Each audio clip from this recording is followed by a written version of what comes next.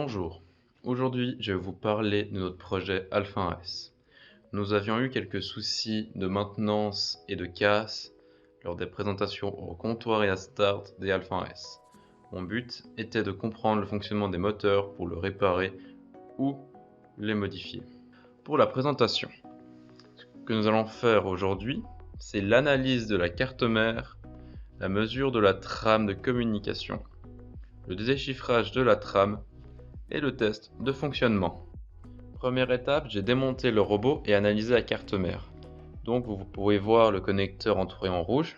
La pin 1 est la pin de data, la pin 2 du GND et la pin 3 le VCC qui est du 9 volts. La pin data est commune à tous les membres. La deuxième étape était de mesurer la pin data pendant le fonctionnement du robot. Vous pouvez voir sur le picoscope.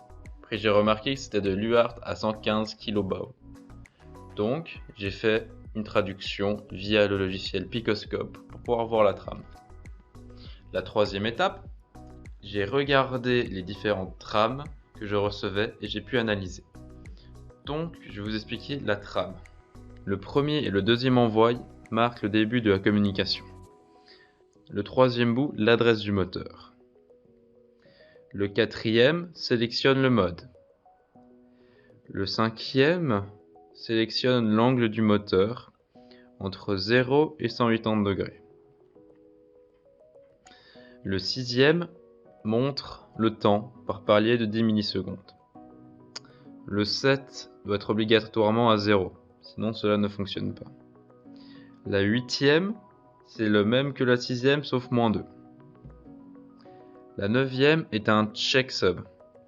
Donc c'est la trame 3 plus la trame 4 plus la trame 5 plus la trame 6, 7 et 8 modulo 256. C'est pour contrôler que la trame soit correcte. Et la dixième trame, c'est la fin de communication. Maintenant, la quatrième étape. L'objectif est de faire fonctionner le servomoteur sans la carte mère principale du robot. J'ai opté pour une carte Atmega 328 PB Explained. Le problème, c'est qu'avec le quartz 16 MHz, je n'avais pas une précision suffisante sur l'UART. Donc j'ai dû le changer avec un quartz de 14,75 MHz. Après, j'ai pu faire fonctionner le moteur de façon correcte. Vous pouvez voir le schéma de câblage.